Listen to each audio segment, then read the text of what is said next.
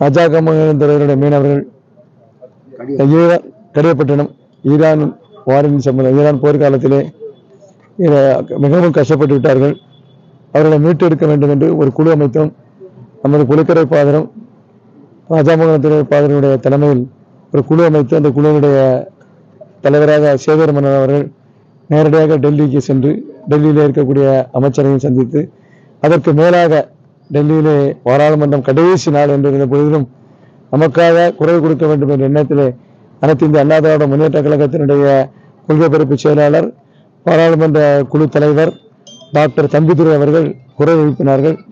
அந்த பாராளுமன்றத்தினுடைய குரலினுடைய எதிரொலியாக மத்திய அரசாங்கம் உடனடியாக நடவடிக்கை எடுத்து இன்றைய தினம் நமது கன்னியாகுமரி மாவட்டத்தில் புலிக்கரை ராஜாங்க மீனவர்களை மீட்டு தந்த பெருமை நமது தம்பிதுரை அவர்களுக்கும் இங்கே இருக்கக்கூடிய 2 ஃபாதர்களுக்கும் சேகரமனுக்கும் கண்டிப்பாக அவர்கள் இது போன்ற செயல்களில் ஈடுபடுவது மிக்க மகிழ்ச்சி அளிக்கிறது.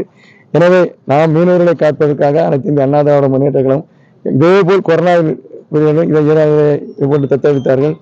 உடனடியாக நடவடிக்கை எடுக்க வேண்டும் என்ற இந்த ஒரு குழு தொடர்ந்து இந்த குழுவானது செயல்படும்.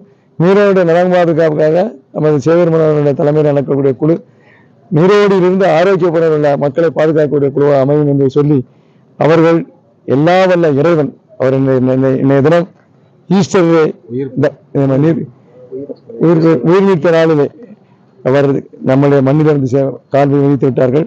அவர்களுக்கு இயேசு பெருமான் எல்லா ஆசியும் அருளையும் தந்து மீண்டும் இது போன்ற சிக்கல்கள் எப்பொழுதும் மாற்றம் என்பதற்கு இந்த நாள் அவர்களுக்கு உரிய நாளாக இருக்கிறது என்று சொல்லி இதற்காக முயற்சி எடுத்த அத்தனை நண்பர்களுக்கும் இதுபோன்று பொறுமை காத்த நமது மீனவ சமுதாயத்தினுடைய மக்களுக்கும் என் மனமார்ந்த நன்றியை தெரிவித்துக் கொள்கிறேன்.